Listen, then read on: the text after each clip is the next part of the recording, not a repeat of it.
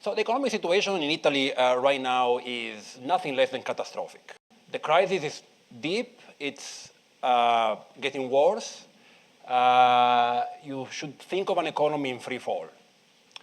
And the possible consequences of not arresting this free fall could be very, very profound.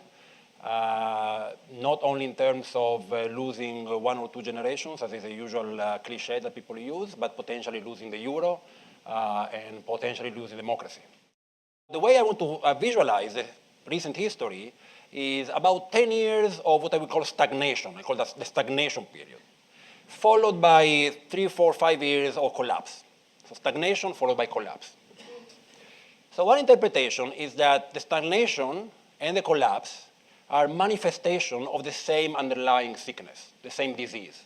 So in this view, you have a patient has been quite poorly for a while, but not in danger of life, and then that disease that they were experiencing just got worse, got much, much worse.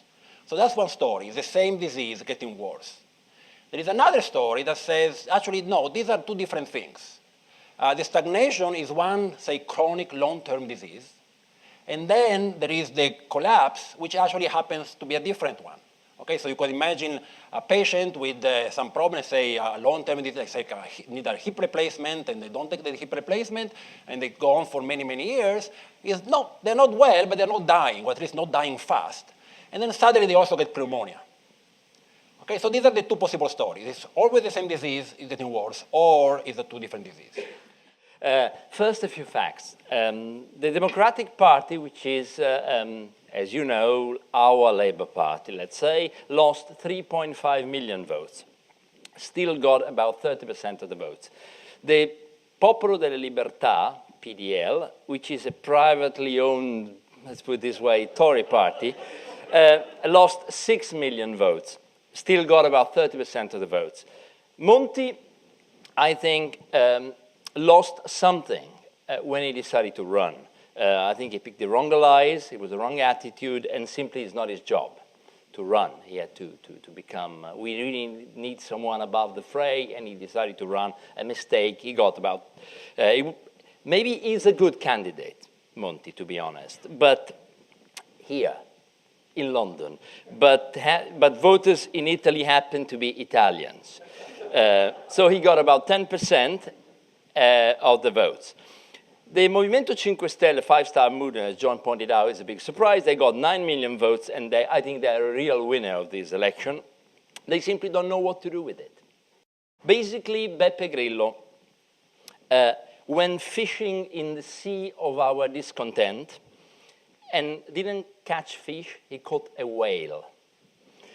And what do you do with a whale? You go fishing and you got a whale. You have to do something. If you try to bring the whale on your boat, the boat is going to capsize. If you stay there, sooner or later, the whale is going to wake up and go somewhere, and it's already starting, because some of the Beppe Grillo's decision against his own people, criticizing, threatening to expel them, his own base protested and say, there's not the way to do it. So the whale is waking up. But nonetheless, political parties don't want another election. The PD doesn't want an election because Bersani, the leader, knows that he won't be the one. Probably Matteo Renzi in Florence will be leading the Democratic Party. Berlusconi doesn't want an election. He said he did, but he looked at the polls, and apparently the polls say that if Matteo Renzi runs, you should have him here, Matteo Renzi, because he would be interesting for you to listen to. If Matteo Renzi runs, Berlusconi will lose big, and Berlusconi knows that. It will be like, the grandpa running against his grandchildren. The whole thing will be ridiculous. He knows that. Berlusconi is, in his own way, is a... and Monti won't run, because I don't think he'll ever even get that 10%, and then I think he's fed up with that experience. And even the 5-star movement is not sure that they're going to have the same result. So they'll try to keep it as it is. Don't think that Beppe Grillo is going to be the next Italian Prime Minister. It is possible, it is unlikely.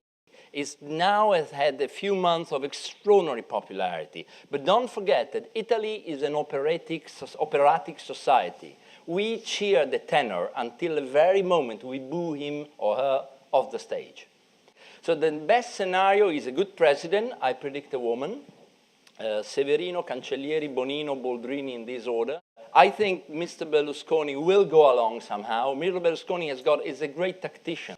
So they'll have a governissimo, a techno 2.0, a fudge government, I don't know. Matteo Renzi, I know him well. I've known him for some time. I think I was the first one to interview him almost 10 years ago, 8 years ago, on television. I think he will do something and run, but I don't know when. What next? I don't know. I think we'll have a short government. I hope the government will change the electoral law, which is a disaster, and is just responsible for this stall, the three-party stalling. I hope that will happen, and then we'll see. The way I saw this latest electoral result is that we can't be sure about which straw was responsible, but definitely the camel's back is broken right now in Italy. Something massive happened, which is really unprecedented in a country where we vote by family tradition to a large extent, or to group tradition, so that Italy was one of the countries with the smallest share of swings in elections. Had you, for decades, if you won 1% in an election, you would consider your own party as a winner. In the last, the numbers that Beppe just quoted you were saying that 12 million people have voted a different party for what they voted before.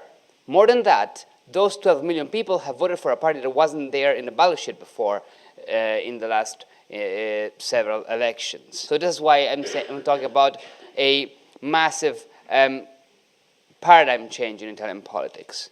The second question is about a stalemate, because we have these three blocks now, all of each more or less representing a bit less than a third of the electorate, plus Monti, who doesn't have really a big role because of the electoral rules. So why are we having this stalemate? This is clearly something that from a European perspective is not clear.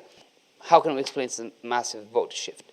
I think this is the combination of two long-standing issues. The first was one described at the beginning, the long-term economic decline exacerbated by the most recent crisis. I'm not discussing here, of course, the underlying causes. I'm talking about the political effects. Italy is the only European country that is poorer today than in 2000, right? So we are, the only other country is Greece, actually. But compared to any other country, no other country is poorer today than the 2000. And this happened through a dramatic impoverishment of younger cohorts. It wasn't simply a normal impoverishment, so to speak, or a normal stagnation. This hit disproportionately the youth. Actually, those that now are up to 40 years of age, which means not really young anymore. So the combination of a long-term stagnation and long-term increasing legitimacy crisis brought together this massive swing. But still, why a coalition is impossible? Why is Italy in a stalemate now, which is so dangerous because of the inability of government to do anything? Like, we don't have a government and we don't operating government, and we don't know when this is going to happen. Well, the first reason is that we have three, so we need a coalition between two of them, right? It's pretty self-evident why Beppe Grillo wouldn't coalesce with anybody else, because his campaign was they all have to go home. Everybody have to leave. They are the problem. So he can't ally with any of them. Wouldn't make any sense from a political viewpoint. You ran a campaign for years claiming that the entire problem was that political elite. Now you can't coalesce with that political elite. So in this context, with weak input legitimacy, parties were legitimizing themselves by denying the legitimation of the other ones. So that for 20 years, all the electoral campaigns were fought not on the basis of what the party wanted to do, left or right, but on the basis that the other ones, the other guys were so bad that you could not possibly want Berlusconi to win, you could not possibly want the left to win, hence you have to vote for us. So now, it's impossible to make even a grand coalition, because you spent 20 years just saying that the other was not legitimate enough. So how we get out for that is probably a matter for discussion.